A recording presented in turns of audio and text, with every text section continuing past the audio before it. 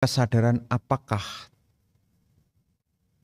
kesadaran apakah tetap ada pada mereka yang sudah alami kerusakan otak hingga koma?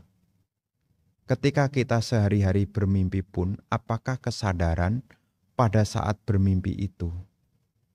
Bapak dan Ibu, saudara-saudari sekalian, meskipun seseorang dalam kondisi koma, sebetulnya arus kesadaran itu masih ada. Selama masih ada unsur kehidupan, masih ada hadayawatu, unsur kehidupan, maka kesadaran masih ada di sana.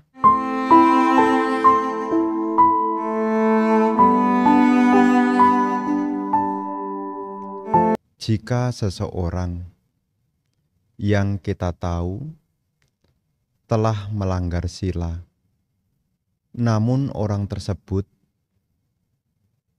tipe yang susah diberitahu dan menerima nasihat orang lain. Apakah sebaliknya? Apakah sebaiknya tetap kita nasihati sesuai dengan dhamma atau kita biarkan saja? Bapak dan Ibu, saudara-saudari sekalian, tentu ini adalah pertanyaan yang baik sekali sehubungan dengan kehidupan kita sehari-hari. Terkadang kita berjumpa dengan orang-orang yang dekat dengan kita, yang memiliki satu perilaku yang tidak sesuai dengan dhamma, yakni melanggar yang kita kenal dengan aturan tata susila. Sebagai orang yang memiliki meta, berusahalah untuk mengarahkan, bantulah. Meskipun orang itu memiliki karakteristik yaitu susah diberitahu, sulit untuk menerima nasihat orang lain, tetapi sebisa mungkin jika ada kesempatan, tetap untuk membantu memberi nasihat. Kenapa? Ini adalah wujud dari meta. Jadi seseorang yang memiliki cinta kasih, hendaknya kita juga membantu ketika ada orang yang mengalami jalan yang keliru. Apa yang kita lakukan ini selain wujud dari meta, juga wujud dari karuna. Agar dia tidak menderita, maka salah satu yang bisa kita berikan adalah memberi petunjuk sesuai dengan dhamma. Lantas kalau seandainya Bante, saya sudah berusaha untuk menasehatinya, tetapi yang bersangkutan tidak mau menerima. Yang bersangkutan pun juga sepertinya memiliki yaitu kekeras-kepalaan. Lantas bagaimana? Ketika kita bantu, bantulah. Tetapi ketika bantuan kita tidak direspon, berusahalah untuk UPK. UPK ini artinya tetap tenang. Tidak menyimpan kejengkelan, tidak menyimpan ketidaksukaan. Jadi sejauh ada kesempatan, sebisa mungkin untuk tetap memberi yakni nasihat sesuai dengan dhamma. Jangan sampai kita cuek. Urusan itu diterima atau tidak diterima, yang penting kita berusaha dulu. Dan kalaupun tidak diterima bagaimana Bante? Ya tentu milikilah keseimbangan batin. Kalau kita membantu orang memiliki pandangan yang benar, apakah ini termasuk kebajikan? Tentu. Ini adalah kebajikan yang disebut dengan ditujuk kama. Ditujuk kama itu adalah salah satu jenis kebajikan yang diuraikan di dalam dasa punya kiryawatu. Jadi kalau ibu bapak nanti melihat di dalam buku Dhamma, ada 10 macam perbuatan baik yang disebut dengan dasa punya kiryawatu. Di dalam dasa punya kiryawatu yang pertama adalah dana, yang kedua adalah sila, yang ketiga adalah bawana, Yang keempat adalah weyawaca. Kemudian yang kelima apacayana. Yang keenam patomodana. Yang ketujuh patidana. Yang kedelapan dhamma sawanang, mendengarkan dhamma. Yang kesembilan adalah dhamma sakhaca, membahas dhamma. Dhamma desana yang kesembilan maksud saya. Dan yang kesepuluh adalah di tujuh kama. Nah, ketika kita meluruskan pandangan seseorang, memberi nasihat, sebetulnya kita membuat kebajikan yang berguna untuk parami kita juga. Ya. Dari 10 macam kebajikan ini akan menjadi parami juga. Meluruskan pandangan. Di tujuh kama, meluruskan pandangan. Dengan kita meluruskan pandangan orang lain, sesungguhnya kita juga membuat parami berupa meta parami, saca parami, termasuk juga panya parami. Ya, jadi ketika ada orang yang susah untuk dikasih petunjuk, jika ada kesempatan dan memungkinkan, berikanlah. Apakah diterima atau tidak? Itu kembali kepada dia. Yang penting kita tetap menjaga, jangan sampai kita malah menjadi jengkel. Begitu ya.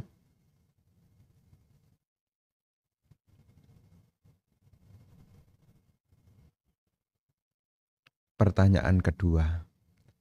Orang yang sudah mencapai sotapanna, sebelum dia mencapai arahat, apakah orang tersebut bisa dilahirkan di alam dewa atau akan selalu dilahirkan di alam manusia? Mohon pencerahannya. Bapak dan Ibu, saudara-saudari sekalian, ada salah satu kisah seperti halnya Raja Bimbisara.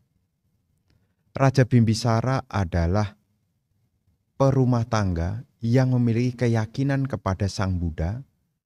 Dan juga disebut di dalam sutta, beliau sudah menjadi pemasuk arus.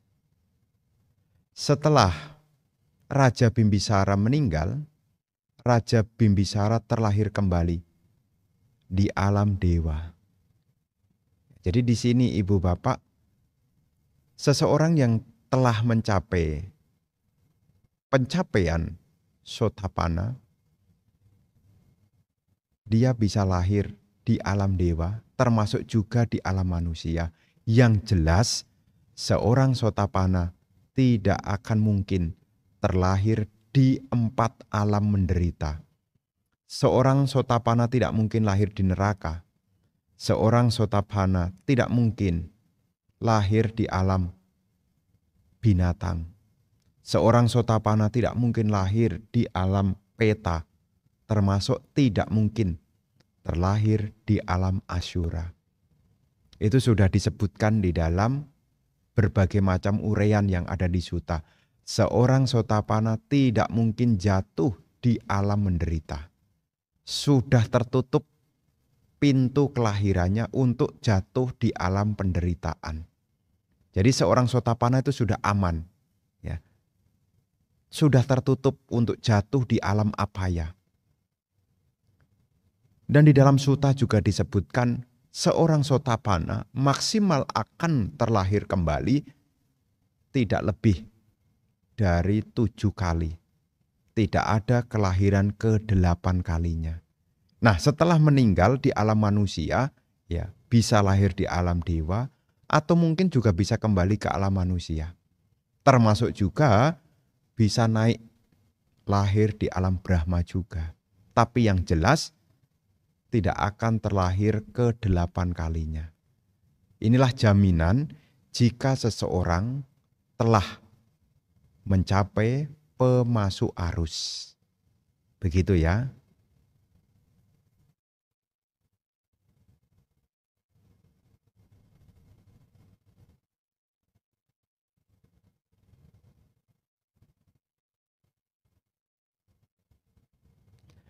Namo Buddhaya Bante. Izin bertanya. Bante, sekarang saya praktek meditasi meta. mau mencoba praktek vipassana. Mohon petunjuk bagaimana cara praktek vipassana yang benar, Bante Anumodana. Bapak dan Ibu, saudara-saudari sekalian, berkenaan dengan praktek meditasi pandangan terang atau vipassana bhavana, seperti apa yang seringkali telah terdengar di antara Bapak Ibu, meditasi vipassana ini objeknya adalah pancakkhanda. Rupa, ini mengacu tubuh, hal-hal yang berkaitan dengan tubuh ini adalah rupa. Dan wedana, apa yang kita rasakan.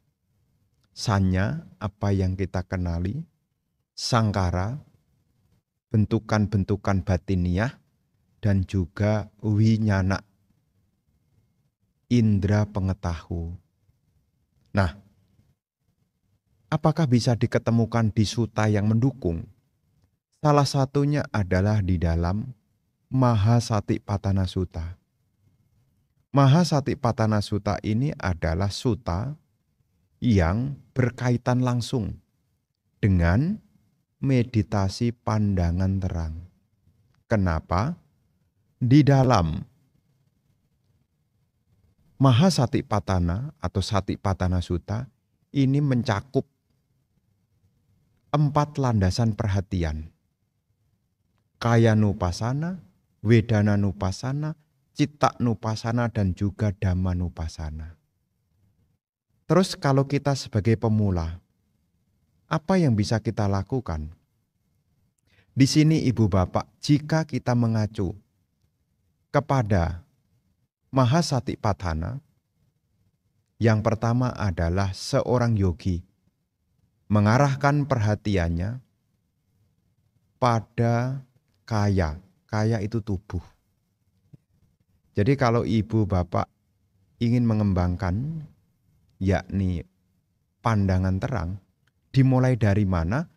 Jika kita mengacu kepada Satipatthana, di sini dimulai dari mengarahkan perhatian pada aspek jasmaniah. Apa saja yang ada di rupa? Apa saja yang ada di tubuh ini? Yang pertama adalah anapanapaba. Membangun perhatian pada napas masuk, napas keluar, memahami tentang anicca. Aniccasanya pada nafas masuk, nafas keluar. Jadi ketika kita duduk meditasi, kita mengetahui kemunculan napas masuk, kemunculan napas keluar, dengan memahami bahwa nafas ini ada kemunculannya, ada keberlangsungannya, dan ada terhentinya. Dengan kita membangun perhatian pada napas masuk, napas keluar, yang mengalami kemunculan dan kepadaman, ini sebetulnya kita sudah melihat tentang pandangan terang sehubungan dengan anicca. Jadi kalau seandainya Ibu Bapak menggunakan objek anapanasati, meletakkan perhatian pada napas masuk, napas keluar, Anda melihat kemunculannya. Karena nafas itu kan mendorong. Ketika mendorong itu menjadi awalnya. Setelah mendorong, dia akan berhenti. Karena tidak mungkin napas terus kan. Akan berhenti. Setelah berhenti dia akan keluar. Nah, ini sebetulnya adalah karakteristik dari anicca. Ada kemunculannya, ada keberlangsungannya, dan juga ada terhentinya. Jadi ketika kita mau berlatih vipassana, dari anapanapaba ini bisa mengenali kemunculan dan kepadamannya. Kalau seandainya tidak anapanapaba, apa yang berikutnya? Iriyapata. Perhatikan postur tubuh Anda. Baik Anda berjalan, berdiri, duduk maupun berbaring, Anda memperhatikan tubuh Anda berdasarkan posisi. Ya, posisi kita ini berubah-ubah. Nah, setiap momen perubahan pada postur tubuh ini, Anda bisa melihat ketidakkekalannya. Contoh sederhananya, Anda duduk awalnya tegak. nanti tubuh Anda ini ya bisa pelan-pelan mungkin bisa membungkuk. Mungkin juga tubuh Anda mungkin juga bisa bergeser posisinya.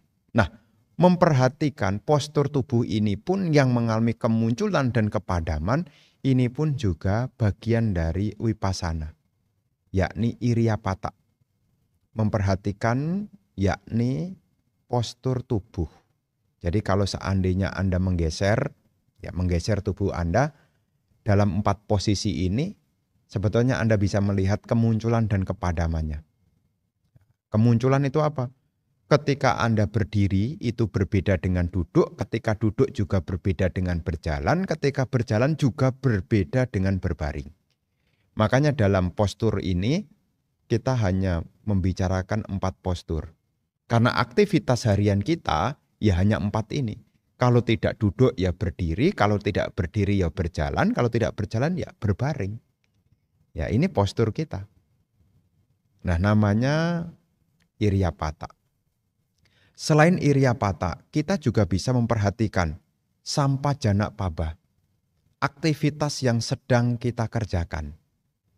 Contoh sederhananya, saat Anda mengambil sesuatu, di situ sebetulnya sudah ada momen, baik itu winyana, kesadaran indria, termasuk juga sangkara, bentukan-bentukan batiniah, termasuk juga sanya, pengenalan, termasuk juga wedana. Termasuk juga perubahan postur. Saat Anda mengambil sesuatu misalnya, ya saya ngambil mouse ini misalnya. Saat mengambil, ini pun akan mengalami kemunculan dan kepadaman. Saat bergeser akan berbeda dengan saat mengambil. Dan saat mengambil berbeda dengan saat mengangkat.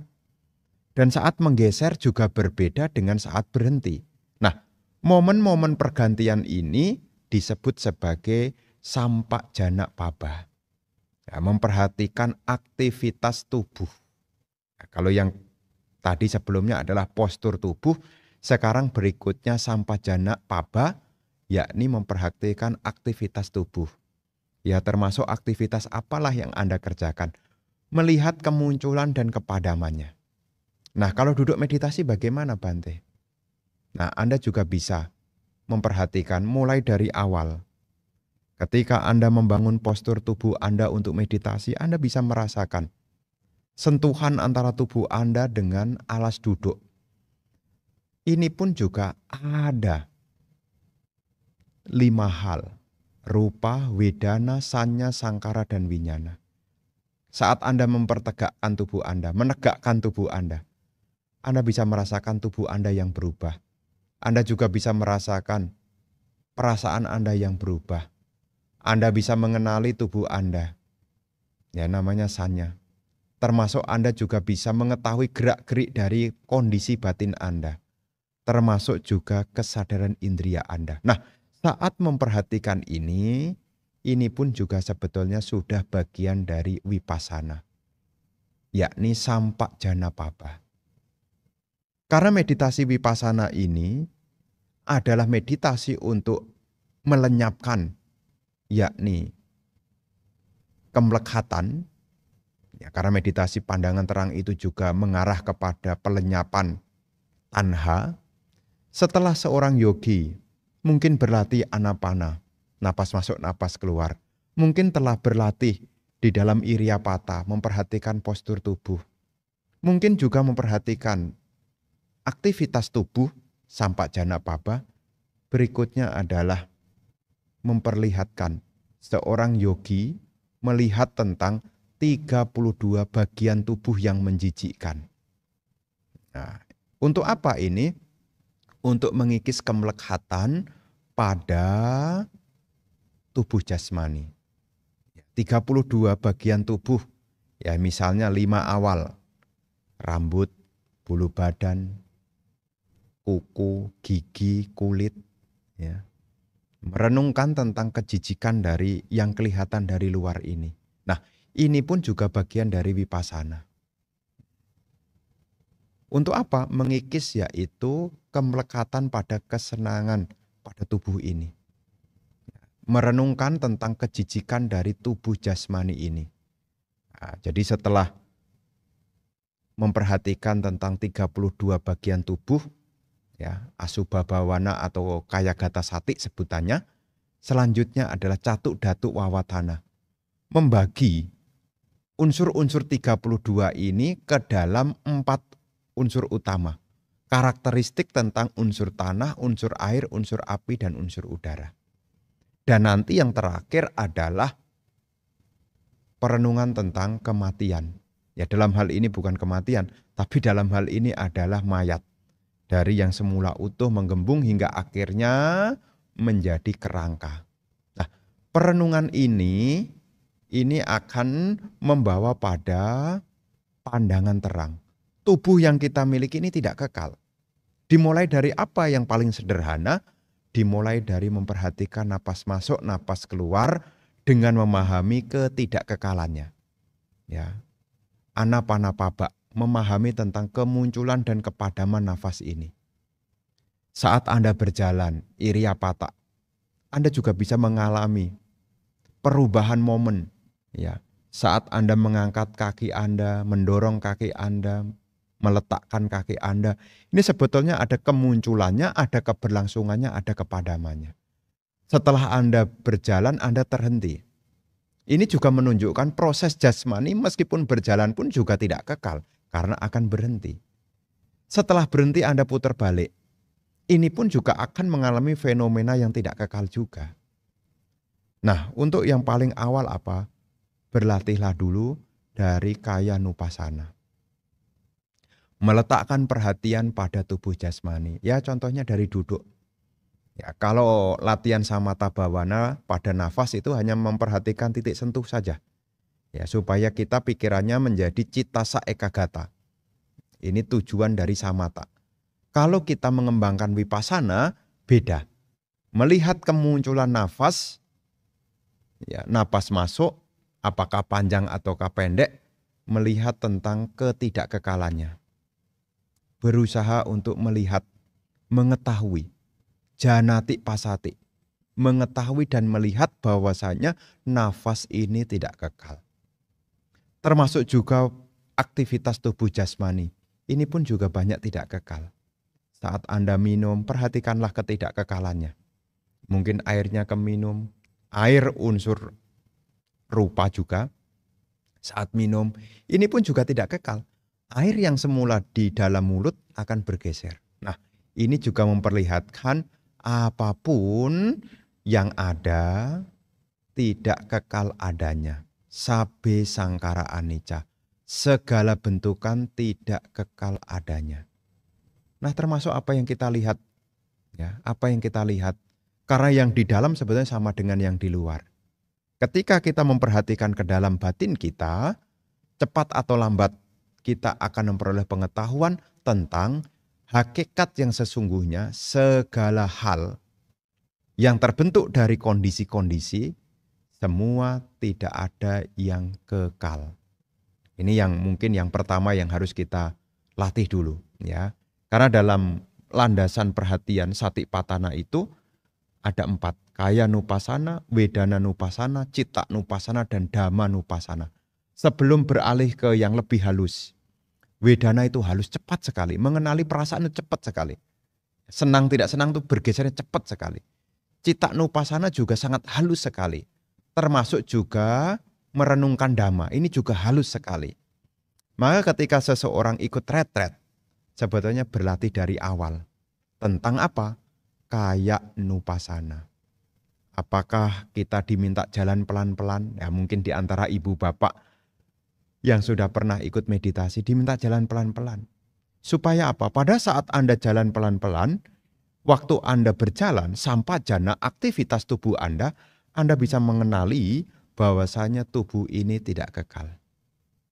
Ya, saat Anda mengangkat kaki, ya, Anda bisa mengenali ketidakkekalan dari tubuh ini. Mendorong, ya, waktu mengangkat berbeda dengan mendorong. Waktu meletakkan tentu berbeda lagi. Inilah yang disebut dengan segala apapun tidak kekal adanya. Ya, nanti lebih lengkapnya Ibu, Bapak Ya, bisa sambil membaca kembali. Sutanya yakni Satipatthana Sutta yang dimulai dari Kaya Nupasana. Jadi ini kurang lebih tentang penjelasan tentang Vipassana jika kita menggunakan sutta yakni Satipatthana Sutta. Ya, kurang lebihnya seperti ini. Jadi Bante berpesan untuk yang awal dulu, untuk yang pemula-pemula, kita latihan dulu, yakni Kayanupasana dulu. Ya, memperhatikan napas masuk, napas keluar, kemunculannya, kepadamannya. Kalau tidak itu apa? Postur tubuh kita diperhatikan. Maka ketika Anda latihan Vipassana, selain mungkin objeknya napas masuk, napas keluar, Anda juga sesekali juga diminta memperhatikan postur tubuh Anda. Ya, semula tubuh kita nyaman, ini pun juga akan berubah. Tidak kekal juga. Termasuk saat Anda aktivitas tubuh Anda, ini pun juga tidak kekal. Nah, ini dilatih, supaya apa? Sati kita menjadi semakin halus. Sehingga nanti kita bisa mengenali tentang Wedana, Sanya, Sangkara, termasuk juga Winyana. Begitu ya.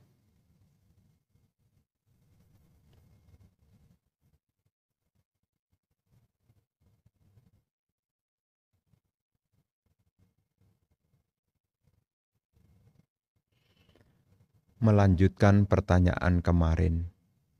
Mohon Bante jelaskan lebih lanjut tentang perasaan.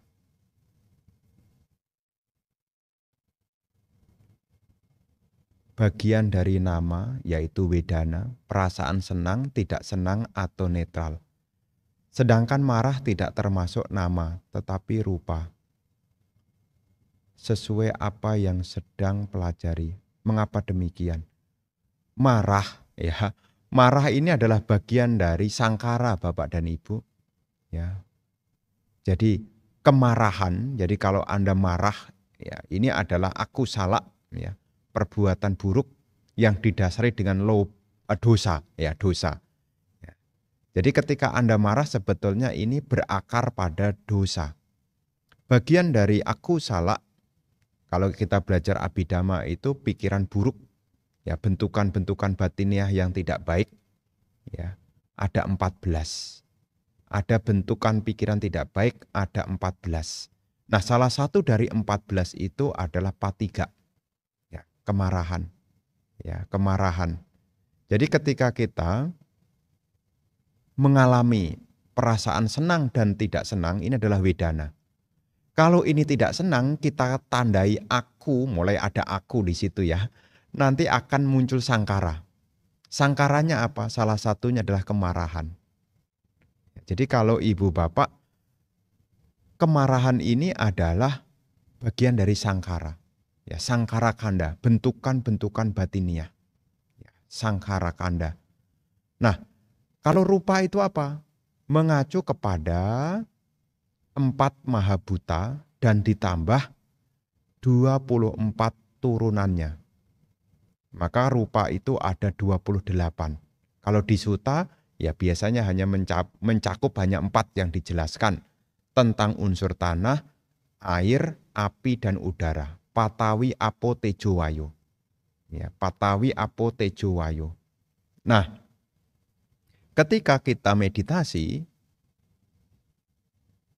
kita bisa mengalami 5-5-nya sebetulnya. Hanya tadi saya bilang, Wedana, Sanya, Sangkara, Winyana ini sangat halus. Ya, saat duduk meditasi misalnya begini nih. Saat Anda duduk meditasi, tubuh Anda yang menyentuh, nah mulai dari situ dulu. Tubuh Anda yang menyentuh alas duduk. Tubuh ini adalah rupa, alas duduk ini adalah rupa juga. Tubuh rupa, alas duduk juga rupa. Tapi di tubuh ini ada yang namanya kayak winyana. Kesadaran indria, ini bagian dari nama. Dalam hal ini adalah winyana kanda. Nah, saat duduk, di sini ada keterlibatan. Tubuh itu rupa, alas duduk juga rupa. Kesadaran tubuh ini, kayak winyana, ini sudah winyana kanda. Nah, Ketika tiga hal ini ketemu, ya ada tubuhnya, ada alas duduknya, ya kayak Anda di rumah duduk begitu ya. Anda bisa rasakan sebetulnya. Tubuh Anda menyentuh alas duduk. Di tubuh kita ini ada kesadaran pada sentuhan, kayak winyana. Ketika tiga hal ini ketemu, terjadilah kontak, namanya pasa. Ya. Setelah ada kontak, Anda bisa merasakan.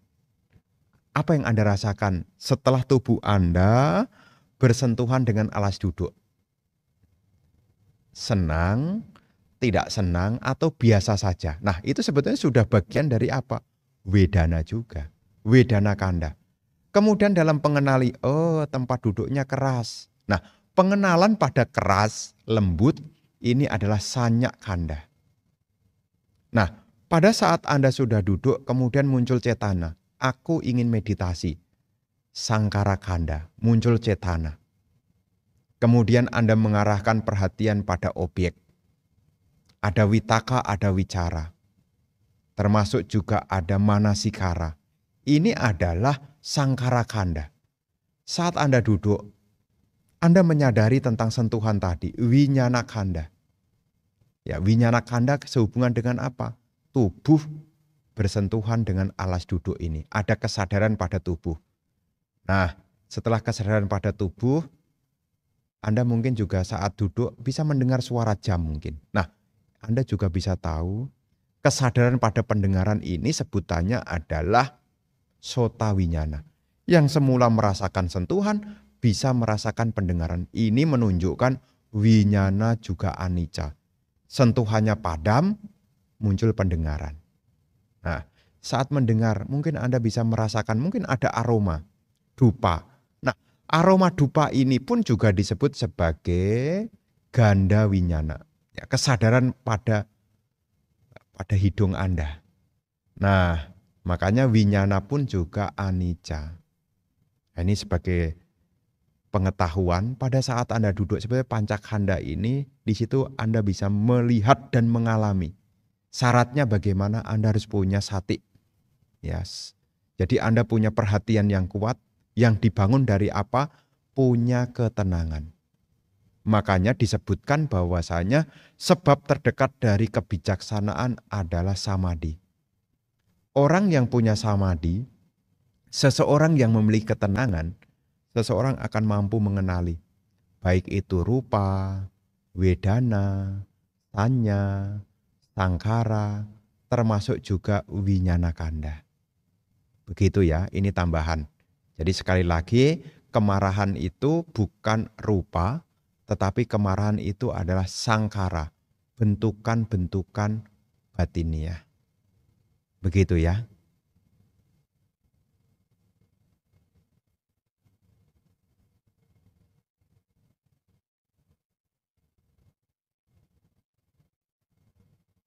Oh, ada bentulan. Oh, ada revisi lagi. Maaf Bante, bukan marah, maksud saya nafas. Nah, nafas, ya ini kalau nafas tadi sudah saya jelaskan juga. Nafas ini adalah rupa. Kenapa nafas itu rupa? Karena nafas ini adalah kepanjangan dari tubuh. Maka sebutan dari kayak sangkara, bentukan dari tubuh adalah anapana. Napas masuk, napas keluar. Kalau bentukan dari ucapan, waci sangkara adalah witakka wicara. Ya. Kalau bentukan dari batin, ya, atau bentukan-bentukan pikiran, mano sangkara, ya, adalah wedana dan sanya. Jadi mengacu kepada pertanyaan, ya, napas masuk, napas keluar, kenapa bagian dari rupa? Karena nafas dan masuk dan napas keluar adalah kepanjangan dari tubuh. Ya, kita bisa mengetahui napas masuk, napas keluar karena kita punya tubuh. Begitu, ya.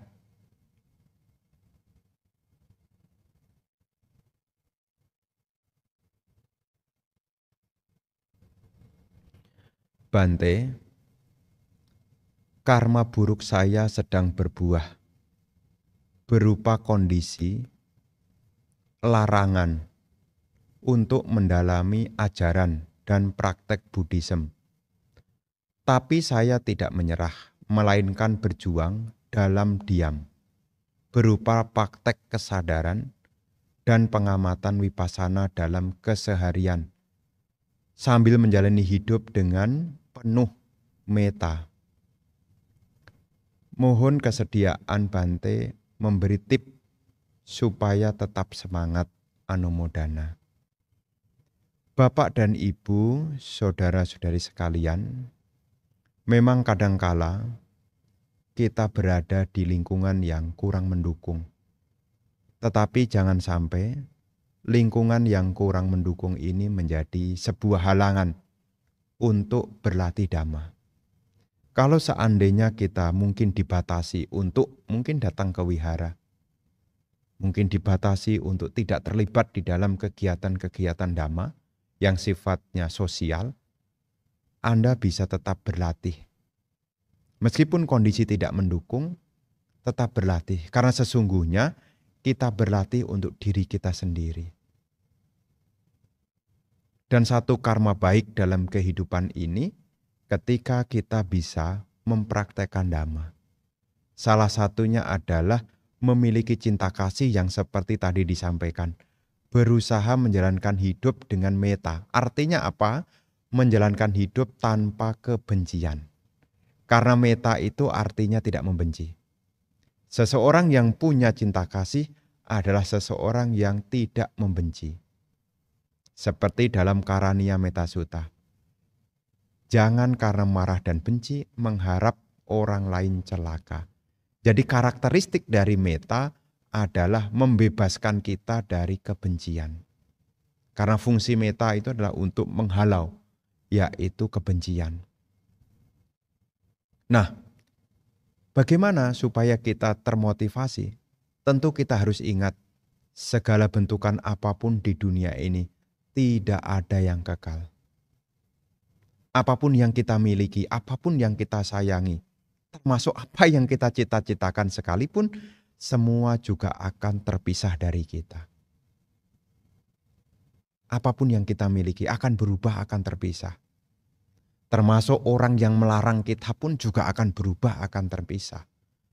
Maka dengan kita memiliki metta, tidak membenci, itu adalah hal pertama yang harus kita upayakan. Setelah itu, kita juga menyadari kehidupan yang tidak kekal, kita berusaha untuk sebisa mungkin memahami tentang ketidakkekalan. Nah, kita paham hidup ini tidak kekal. Maksudnya memahami ketidakkekalan bagaimana? Ketika Anda diam, duduk, tidak beraktivitas, cobalah Anda sambil melihat apa yang Anda rasakan dalam tubuh Anda. Oh, saya merasakan tubuh yang sedang duduk. Sambil merasakan tubuh saat duduk, apa yang Anda rasakan? Oh, tubuh ini juga terasa berat. Nah, ini adalah pemahaman tentang tubuh juga tidak kekal. Merasa tubuh berat. Setelah tubuh berat, apa yang Anda rasakan? Pikiran mengembara. Nah, pikiran yang mengembara ini pun juga mengajarkan tentang apa? Pikiran pun juga tidak kekal. Baik itu winyana khanda, termasuk juga sangkara khanda. Jadi ketika kita berlatih di dalam dhamma, ya kita harus ingat tentang apa? Yang pertama, jangan membenci meskipun lingkungannya tidak mendukung. Tetap mengembangkan cinta kasih seperti apa yang disampaikan. Kemudian yang kedua, merenungkan tentang ketidakkekalan. Dan senantiasa bersyukur, hari ini saya punya kesempatan untuk berlatih. Tentu ada salah satu kisah yang memberi inspirasi. Salah satunya adalah Raja Bimbisara. Raja Bimbisara itu pernah mengalami kondisi yang kurang menyenangkan. Anaknya yang bernama Pangeran Ajatasattu membelenggu, yang dalam kisah disebutkan Raja Bimbisara dipenjara. Artinya apa? Tidak bisa melakukan aktivitas. Tetapi meskipun beliau terpenjara, beliau terus semangat di dalam pengembangan batin. Ya, di lain sisi memang beliau adalah seorang Sotapanna. Ya, meskipun tubuhnya terpenjara, tetapi batinnya itu ya mulai pelan-pelan terbebaskan. Terbebaskan dari apa? dari pandangan keliru. Karena kita tahu seorang sotapana ya sudah lepas dari pandangan tentang adanya diri yang kekal. Memahami tentang ya sangkara kanda, winyana kanda, sanya kanda, wedana kanda, rupa kanda yang kita kenal dengan panca kanda ini adalah bukan milikku, bukan aku, bukan diriku. Nah, ini pun juga bisa dilatih.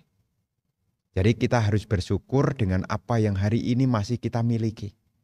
Meskipun keluarga tidak mendukung, meskipun kita dibatasi, tapi dengan rasa bersyukur itu kita tidak membenci, kita juga berusaha untuk berlatih apa yang bisa kita lakukan.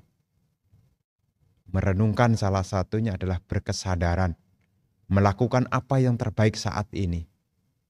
Kalau di rumah mungkin tetap berupaya, mengembangkan pikiran yang baik, bertutur kata yang baik, termasuk juga melakukan perbuatan-perbuatan baik secara jasmani.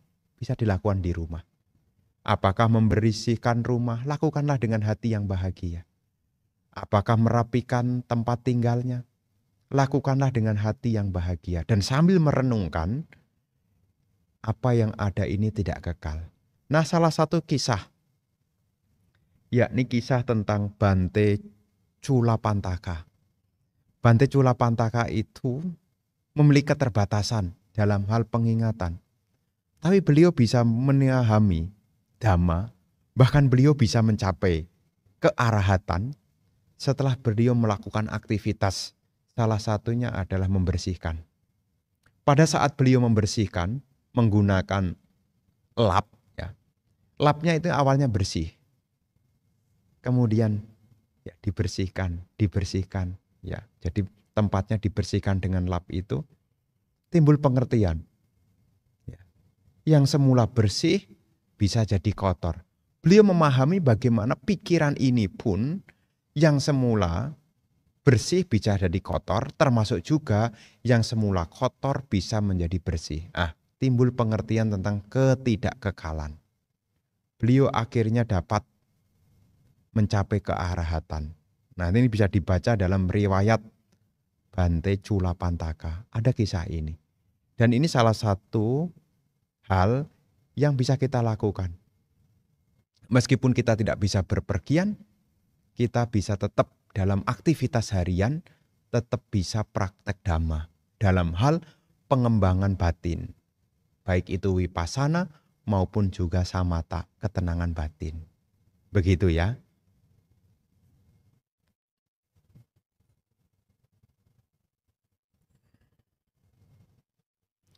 Izin bertanya Bante.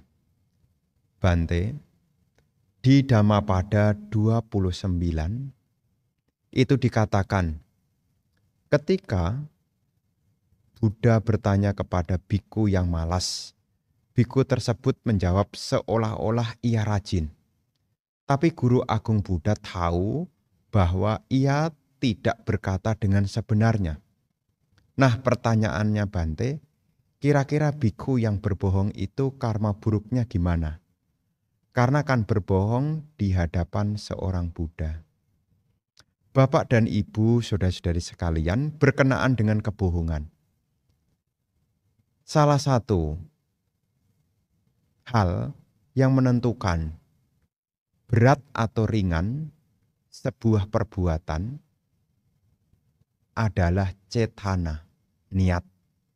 Nah, dalam hal ini kalau ada biku berbohong pada Sang Buddha misalnya, dalam kisah Sair Dhammapada 29, ya memang tidak diceritakan tentang karma, tetapi di sini kita bisa mengetahui jika dikaitkan karma, kekuatannya tergantung dari cetana. Kalau memang cetananya itu kuat, dari segi pelakunya dia sudah mengkondisikan.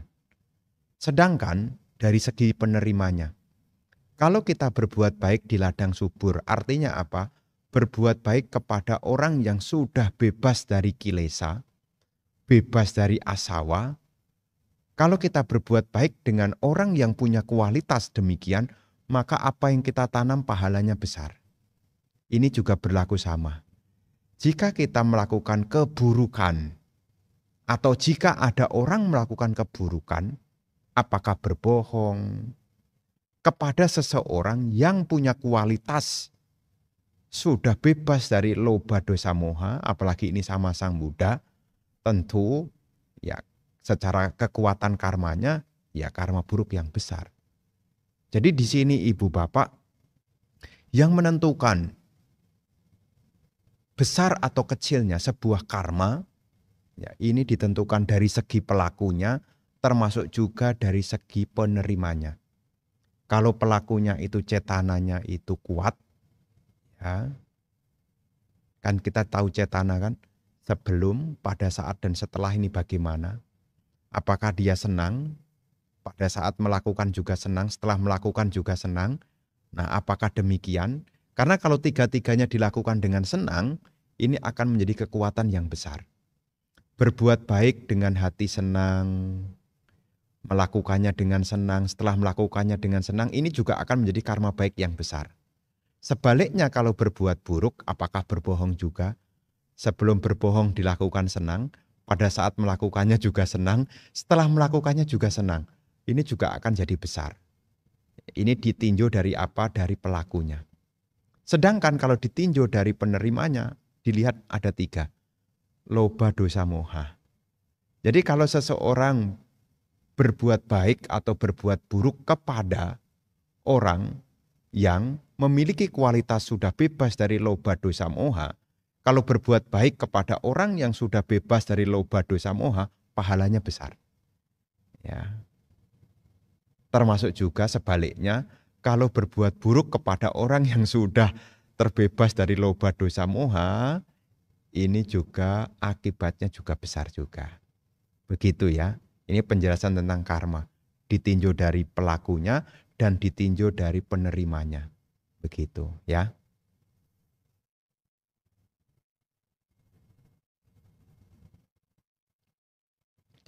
Selamat malam Bante. Saya izin tanya. Sawaka Buddha dengan Arahanta sama enggak? Mohon penjelasannya. Nah, Sawaka Buddha itu sebetulnya juga seorang Arahanta. Sawaka Buddha itu artinya apa? Seseorang yang mencapai kearahatan. Pencapaiannya adalah kearahatan setelah mengikuti petunjuk dari Sama Sambuddha. Sawaka itu artinya murid. Sawaka itu artinya murid. Jadi seorang Sawaka Buddha ini pun juga disebut sebagai Arahanta. Kenapa? Karena seorang Sawaka Buddha telah menghancurkan yakni loba dosa moha. Maka sebutan dari orang yang telah menghancurkan loba dosa moha disebut sebagai Arahanta. Dari akar kata ari. Ari itu artinya musuh. Jadi orang yang telah mengalahkan musuh. Apa musuhnya ini? Loba dosa moha. Jadi seorang Sawaka Buddha telah melenyapkan keserakahan, kebencian, dan juga kebodohan batin. Loba dosa moha. Beliau juga mencapai kearahatan. Sama Sambuddha, Paceka Buddha, dan Sawaka Buddha, tiga-tiganya memiliki kesamaan. Apa yang menjadi sama? Yaitu sama-sama mencapai kearahatan. Sama-sama mencapai kearahatan. Karena sama-sama telah menghancurkan yaitu asawa. Termasuk yang dalam bahasa lain ya, telah menghancurkan loba dosa moha. Hanya nanti kalau sama Sang Buddha itu mencapai kearahatan, maka disebut yang maha suci. Ya. Mencapai kearahatannya beliau dengan usaha sendiri dan beliau mengajarkan Dhamma. Ini sama Sang Buddha. Sedangkan Paceka Buddha mencapai kearahatan dengan usaha sendiri. Tetapi beliau tidak mengajarkan Dhamma. Sebutannya Paceka Buddha atau disebut juga sebagai Buddha diam. Ya, silent Buddha, ada nyebut begitu. Ya, Paceka Buddha. Sedangkan Sawaka Buddha mencapai kearahatan setelah mengikuti petunjuk yakni Sama Sambuddha. Begitu ya.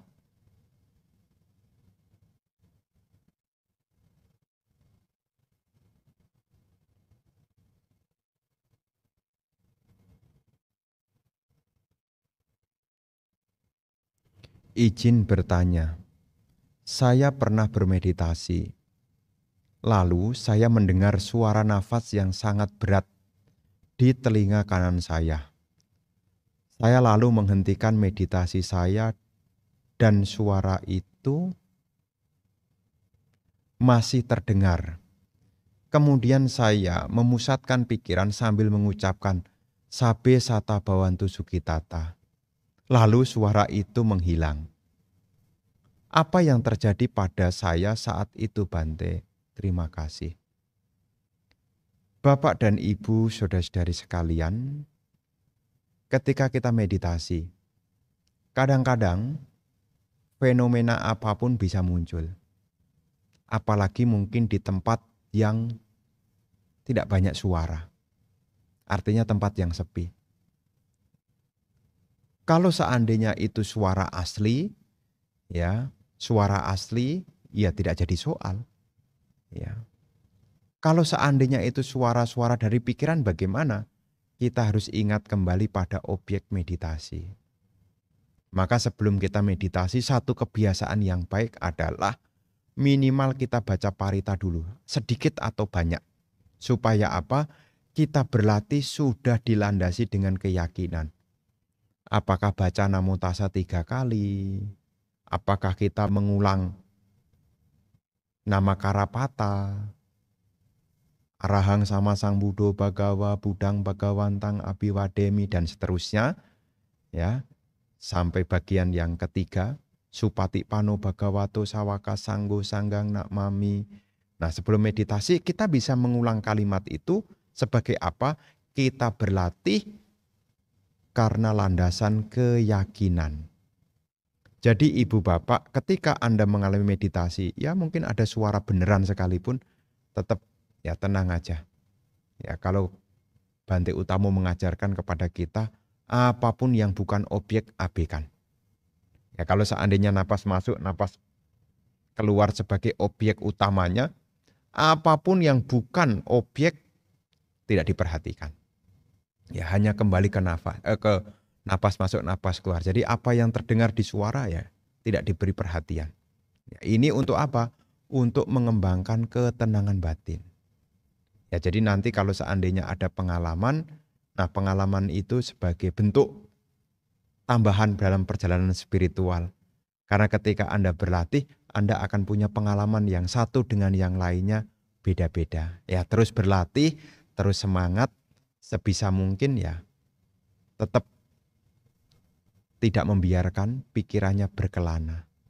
Kembali kepada objek yang patut untuk diperhatikan. Begitu ya tanggapan saya.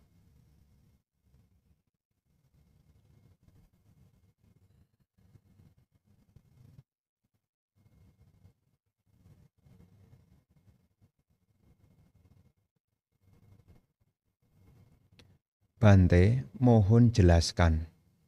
Buah dari macam-macam berdana. Misalnya, berdana tenaga mendapat apa?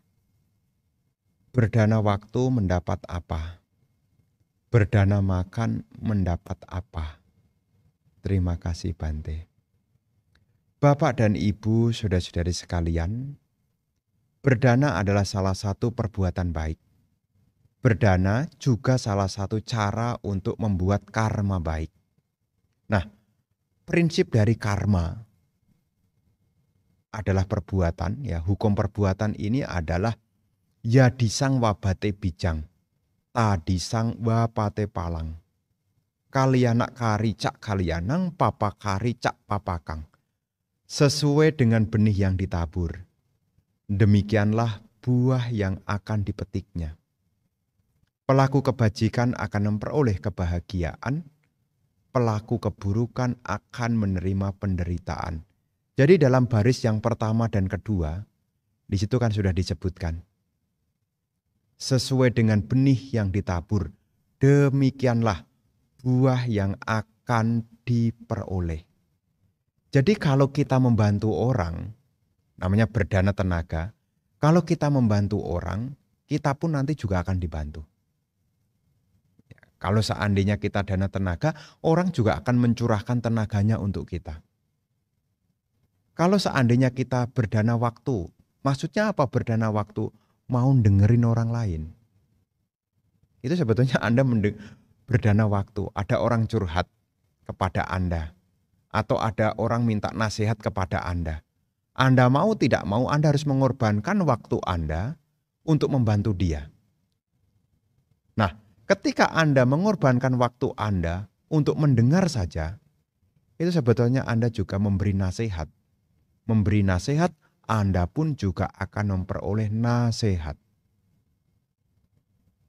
Lah kalau seandainya Bante, saya berdana makanan, apa yang akan saya peroleh? Si pemberi makan, dimanapun dia berada, tidak akan kelaparan. Jadi tidak ada ceritanya pemberi makan itu bakal kelaparan, itu tidak ada ceritanya. Makanya di dalam syair Dhammapada juga disebutkan, ketika seseorang berbuat baik, hendaknya ia mengulangi perbuatan baik itu dan bergembira atas kebaikan itu. Sungguh membahagiakan akibat memupuk kebajikan. Punang ce puriso kayira, kayira tenang punang-punang. Tamhi candang kayirata, suko punasa ucayo. Ketika seseorang berbuat baik, hendaknya diulangi lagi. Punang ce puriso kayira, kayira tena punang-punang. Kayik tandang kayirata, suko punasa ucayo. Dan ia bergembira dalam kebaikan itu. Dan sungguh membahagiakan akibat memupuk kebajikan. Jadi kalau kita berdana, ya, bahkan di dalam salah satu sutta, Sang Buddha sendiri menyampaikan, kalau seseorang mengerti dan memahami seperti halnya tata gata ketahui, maka seseorang ketika ada orang yang bisa diajak berbagi, maka orang itu hendaknya berbagi. Kalau seseorang tahu seperti halnya tata kata ketahui. Tata gata itu sebutan ketika beliau, Guru Agung Sang Buddha, menyebut dirinya sendiri. Kalau seandainya semua orang tahu seperti halnya tata gata ketahui, maka seseorang akan berbagi apa yang dimiliki. Kenapa? Sekecil apapun pemberian yang kita lakukan berulang-ulang akan mendatangkan pahala yang besar. Ini juga ada dalam syair Dhammapada. Jangan pernah anggap remeh perbuatan baik meskipun kecil, yang diibaratkan seperti tetesan air hujan. Meskipun itu kecil, setetes demi setetes, jika terkumpulkan akan memenuhi, yaitu tempayan. Dan kebaikan di alam manusia ini banyak sekali Ibu Bapak.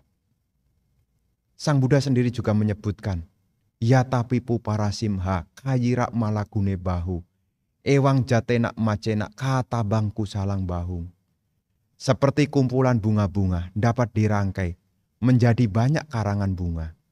Demikian pula dalam satu kelahiran manusia, banyak sekali kebajikan yang bisa dikumpulkannya.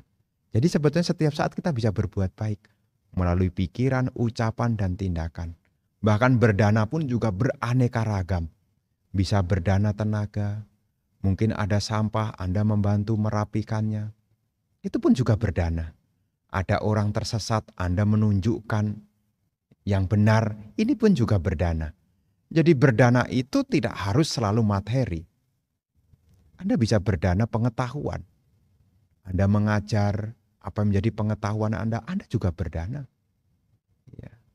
Seperti kami para biku ngajarin tentang tentang meditasi, itu pun sebetulnya juga berdana juga. Berdana apa? Berdana berupa dhamma. Ya. Bukan berdana materi, tetapi berdana berupa dhamma. Seperti mengajar dhamma. Ya seperti malam hari ini ngajak ibu bapak canting malam, ngajak ibu bapak meditasi. Ini pun sebetulnya juga sebutannya juga berdana juga. Sebutan apa Bante? Sabadama dana. Ya, berdana berupa dhamma. Apa pahalanya Bante? Kalau seseorang memberi dhamma, yang jelas dia membuat kebajikan jenisnya adalah dituju kama, meluruskan pandangan. Jadi ketika kita memberi pengetahuan, buahnya adalah pengetahuan.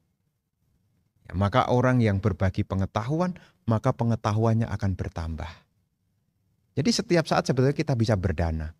Ya, seperti ya para biku mengajak umat untuk ayo baca parita, ayo meditasi. Ya. Ini pun juga bagian dari berdana. Meskipun bukan dana berupa materi. Ya. Jadi berbuat baik itu tidak selalu ukurannya adalah materi. Begitu ya.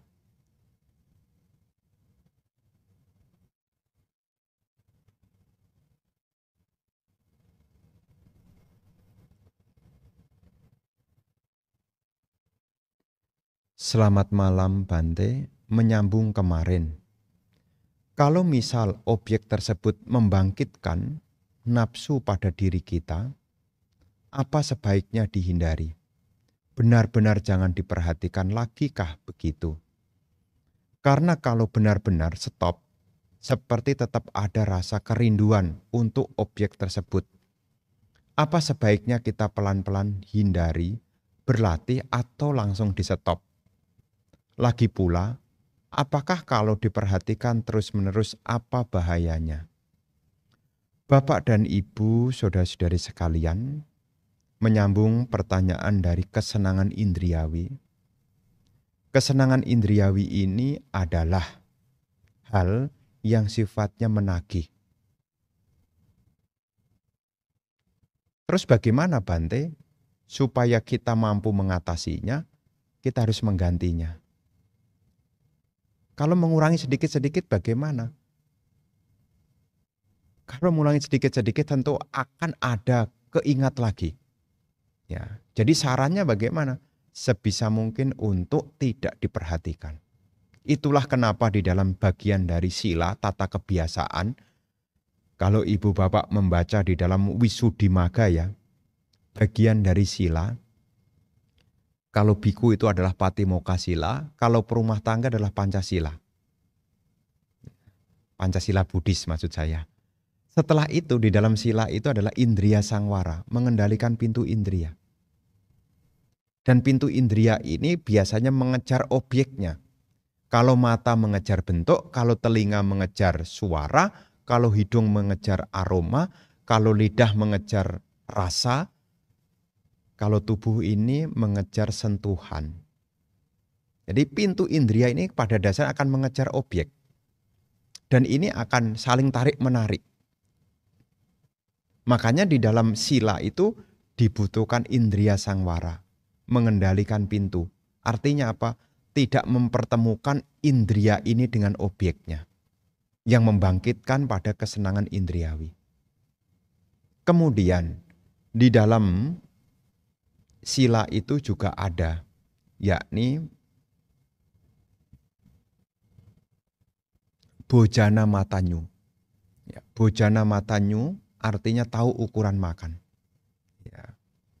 Dan yang keempat bagian dari sila adalah pacaya sanisita, yakni apa? Memiliki penghidupan yang baik. Nah, dalam urusannya dengan nafsu, kesenangan indriawi, salah satu yang bisa kita lakukan adalah pengendalian indria. Apa bahayanya Bante? Pengendalian indria itu perlu dilakukan untuk kita menjadi terjaga, tidak terbawa oleh api berupa kesenangan indria, raga gina. Ya, api yang menyala terus, raga gina. Ya, api berupa kesenangan indriawi. Kalau saya turuti bagaimana, apa bahayanya? Kesenangan indria ini tidak akan bisa padam. Dan demi kesenangan indria kita akan mengalami berbagai macam penderitaan. Kenapa?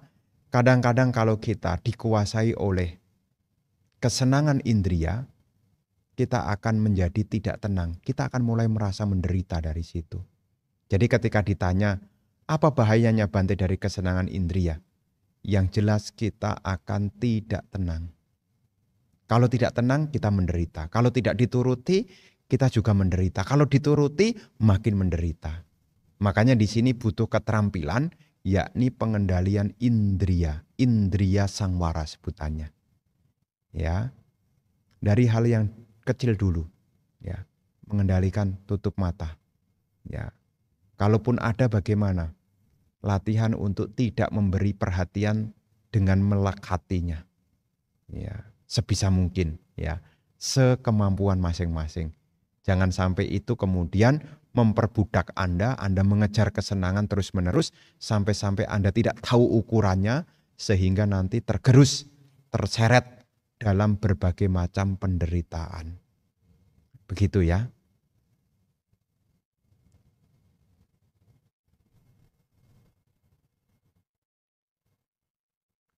Selamat malam Bante. Apa perbedaan Sotapanna Magga dan Sotapanna Pala? Apakah seseorang yang mencapai Sotapanna Magga langsung mencapai Sotapanna Pala juga?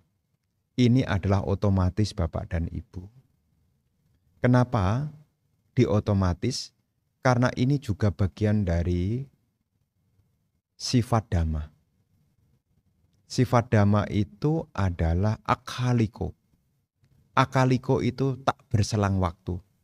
Jadi dalam pencapaian, magga dan pala itu tidak pakai menunggu. Setelah magga pasti pala. Momennya cepat sekali. Bukan berarti hari ini berlatih kemudian magga, besok baru pala gitu. Tidak. Buah dari praktek dhamma itu adalah akhaliko. Tak berselang waktu, cepat sekali. Jadi hari ini memasuki jalan, tak lama kemudian langsung merasakan buahnya. Ya seperti ibu bapak, meskipun tidak menjadi seorang pemasuk arus, kalau ibu bapak mengerti saja, setelah Anda dikasih tunjuk orang, oh jalannya ke sana, mendengar timbul pengetahuan, oh jalan ya, Anda akan tahu buahnya, tidak tersesat lagi, cepat sekali. Maka untuk membedakan ini adalah istilah saja. Ya, istilah tentang apa? Ada prosesnya, maka ini adalah prosesnya, pala adalah hasilnya. Tapi antara proses dan hasil ini berlangsung cepat sekali. Jadi kalau sudah tahu prosesnya, tak lama kemudian akhaliko, tak berselang waktu. Buahnya akan terasa. Ya seperti apa yang dialami oleh Bante Kondannya. Setelah mendengar dhamma dari Sang Buddha, timbullah pengetahuan. Timbullah pengetahuan. Cakuk karani. Timbullah penglihatan. Nyanak karani. Timbullah pengetahuan. Upasamaya. Timbullah ketenangan. Sambodaya. Timbullah kesadaran. Nibanaya. Timbullah keterbebasan. Setelah mendengarkan dhamma itu, beliau memahami tentang apa? Segala bentukan apapun tidak kekal adanya. Segala bentukan apapun tidak kekal adanya. Beliau seketika, maka beliau disebut Anya Kondanya, kondanya yang mengetahui. Jadi di sini antara magga dan pala cepat sekali, seperti apa yang dialami oleh ya Bante Kondanya itu. Begitu, ya.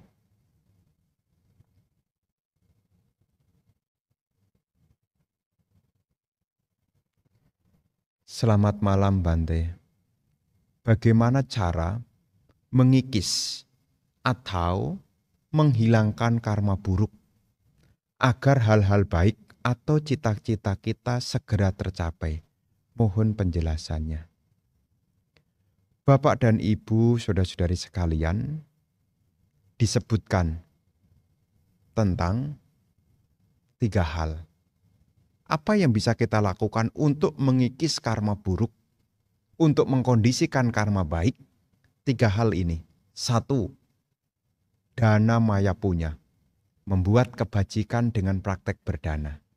Apakah dana materi ataukah dana berupa pengetahuan dhamma? Artinya apa? Kita membuat kebajikan dari kemurahan hati kita, yaitu berdana. Setelah berdana apa? Yang kedua, sila. Memiliki tutur kata yang baik dan juga perilaku yang baik. Ini sila maya punya. Kebajikan yang diperoleh dari praktek kemoralan.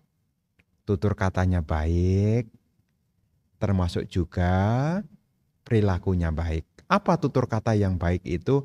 Tidak berbohong, tidak menghasut, tidak berkata kasar, dan juga tidak membual atau omong kosong. Jadi kalau kita bisa mengembangkan sila, ini pun akan membuat karma baik kita berbuah sekaligus juga mengikis karma buruk. Kemudian yang ketiga adalah meditasi, bawana maya punya. Ya, bawana maya punya ini terbagi menjadi dua. Bawana dalam hal pariyati yaitu belajar dhamma. Ya, Anda belajar dhamma, tetap belajar dhamma. Ya. Ini namanya bawana berupa pengembangan batin, berupa pariyati itu belajar dhamma. Kemudian yang kedua adalah pati-pati. Bawana berupa praktek. Praktek apa? Salah satunya adalah meditasi meta bawana. Jadi kalau Anda mengembangkan meta bawana, sebetulnya Anda juga mengembangkan kebajikan melalui pikiran. Bawana maya punya.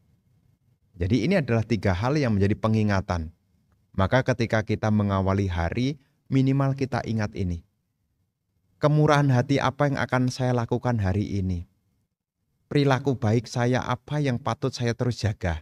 Termasuk pikiran baik apa yang akan saya kembangkan. Nah, urusan pikiran tadi salah satunya adalah mengembangkan meta bawana. Termasuk juga Anda juga bisa berwipasana juga, intinya meditasi ya. Kemudian yang kedua, urusan sila. Tutur kata Anda baik, perilaku Anda baik. Dan ingat, apa praktek kemurahan hati yang bisa Anda lakukan di hari ini. Begitu ya.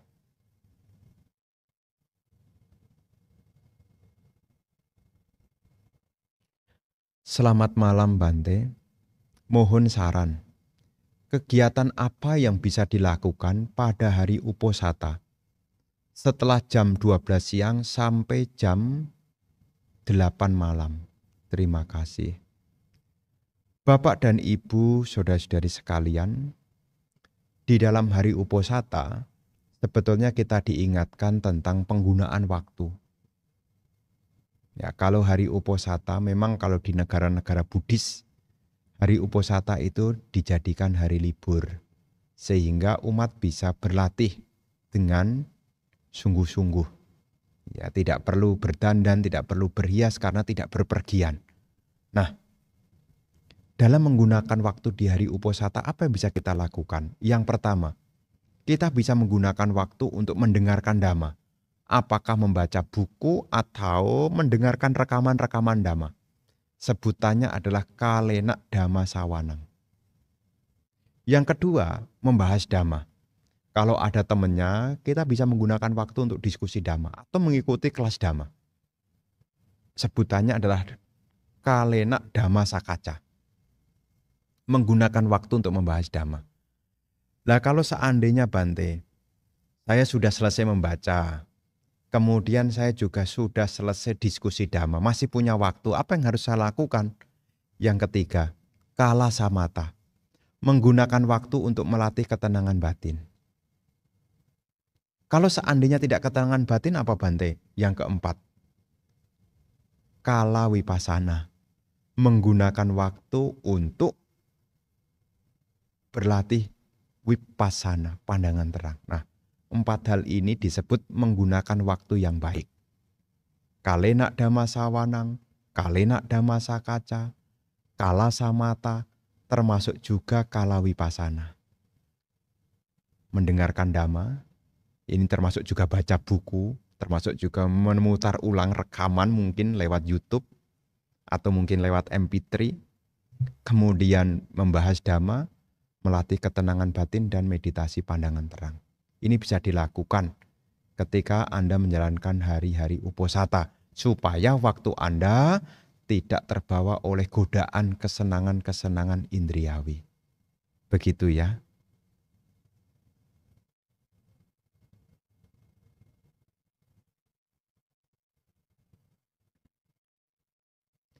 Selamat malam Bante, Namo Buddhaya. Izin bertanya Bante, di dalam meditasi Vipassana, kenapa ya Bante selalu ada hayalan yang mengganggu? Kita berusaha fokus ke objek tapi selalu timbul lagi. Nah pertanyaannya bagaimana mengatasi khayalan ini? Di sini Ibu Bapak perlu berlatih, yakni ketenangan batin dulu. Supaya Anda kuat di dalam sati.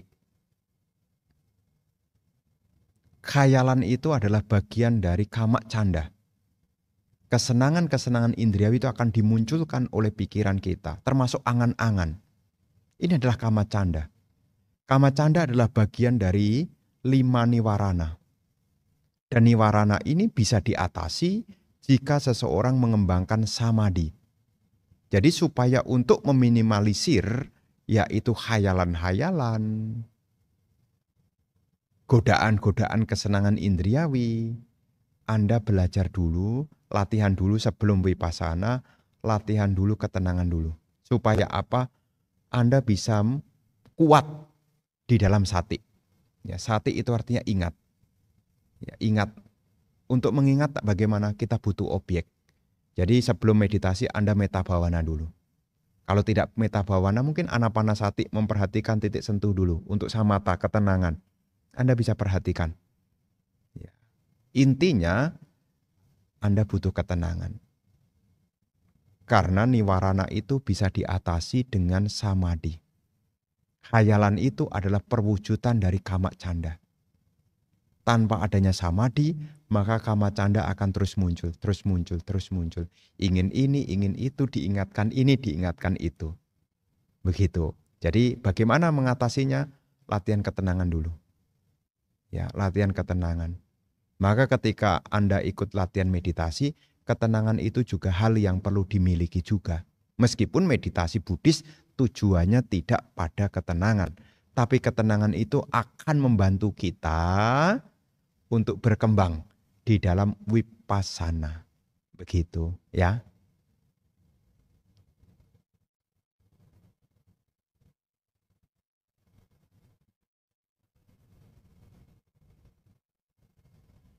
Wandami Bante, izin bertanya. Dalam hal appamada, sebagai perumah tangga, apa yang perlu diwaspadai dalam kehidupan sehari-hari? Kebijaksanaan apakah yang didapat dari appamada tersebut? Terima kasih. Bapak dan Ibu, saudara-saudari sekalian, appamada itu artinya ketidaklengahan.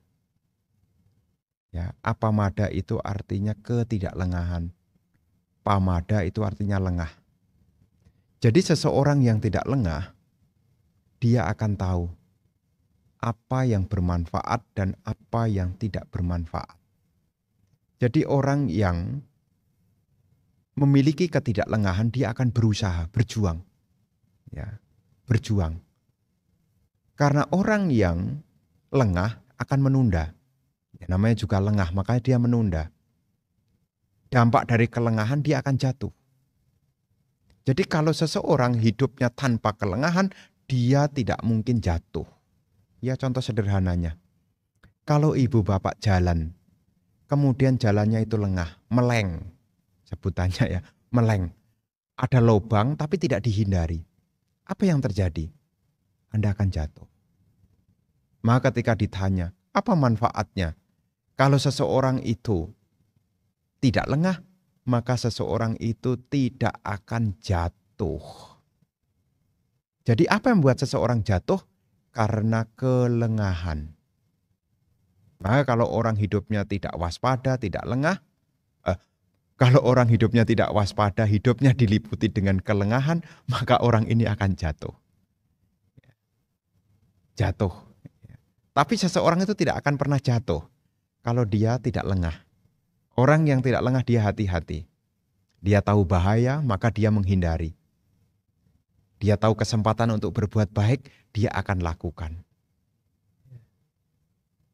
Maka seseorang yang memiliki ketidaklengahan atau kewaspadaan, ia tidak akan pernah jatuh. Termasuk tidak mungkin jatuh di alam menderita. Makanya Sang Buddha juga mengingatkan di dalam Mahaparinibbana Sutta, Wayo Dhammo Sangkara Appamadena Sampadeta. Wayo Dhammo Sangkara, segala bentukan tidak kekal adanya. Appamadena Sampadeta, berjuanglah tanpa kelengahan. Jadi Sang Buddha menasehatkan kepada kita semua agar ingat dalam kehidupan ini tidak ada yang kekal. Di tengah ketidakkekalan ini jangan sampai kita menjadi lengah. Apa bahaya dari kelengahan? Kemerosotan. Ya, rumah tangga bisa rusak ya karena lengah. Tidak mampu menahan godaan indriawi, bisa lengah. Termasuk orang bisa melakukan keburukan-keburukan karena lengah. Pelanggaran-pelanggaran sila bisa terjadi karena lengah. Dan kelengahan ini akan membawa pada kemerosotan. Maka dengan kita ingat Dhamma untuk menegakkan kembali. Agar kita tidak menjadi lengah. Maka Sang Buddha juga menyebut di dalam Appamadawaga.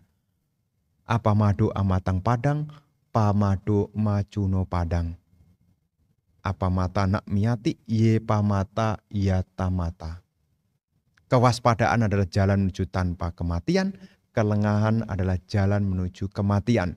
Mereka yang sadar tidak akan mati, mereka yang tidak sadar seperti orang mati.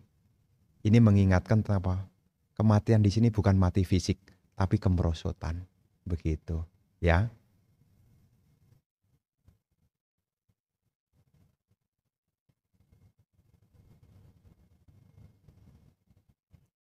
Bapak dan Ibu, saudara-saudari sekalian, ya, ini sebagai, masih ada ternyata.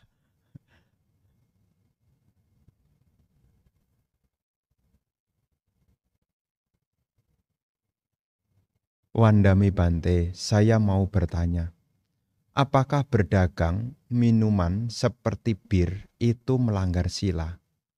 Terima kasih Bante.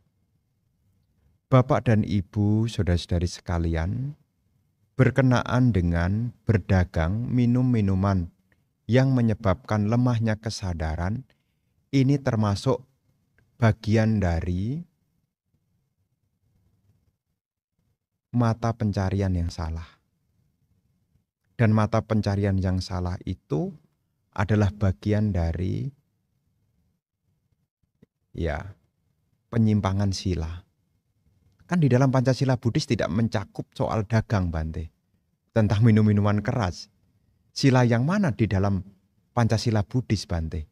Nah, untuk berjualan minum-minuman keras ini disebut sebagai penghidupan yang keliru. Ini ada memang tidak di dalam pelanggaran Pancasila Buddhis. Tetapi ini bagian dari Jalan Mulia Buddha 8. Di dalam Jalan Mulia Buddha 8 itu terbagi. Yang pertama, yakni panya. Panya ini berbicara tentang pandangan benar dan pikiran benar. Ini panya. Nah, setelah panya, ini berbicara sila. Ucapan baik, perbuatan baik, dan penghidupan baik. Ucapan benar, ucapan benar, perbuatan benar, dan penghidupan benar itu kelompok sila. Nah, di sini letaknya. Ya. Jadi di sini ibu bapak, ketika seseorang berjualan, yakni minum-minuman keras disebut sebagai bukan sama ajiwa, tetapi mica ajiwa. Ya, mica ajiwa. Ya, penghidupan yang keliru. Nah, di sini letaknya pelanggarannya. Ya, tidak sesuai dengan jalan menuju akhir penderitaan.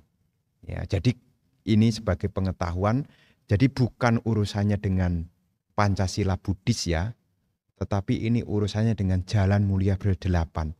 Urusan dengan sama ajiwa. Ya, jadi kalau berjualan minum-minuman keras ini sebutannya adalah mica ajiwa, penghidupan yang keliru. Ya, termasuk jualan senjata, ya senjata, kemudian berdagang manusia.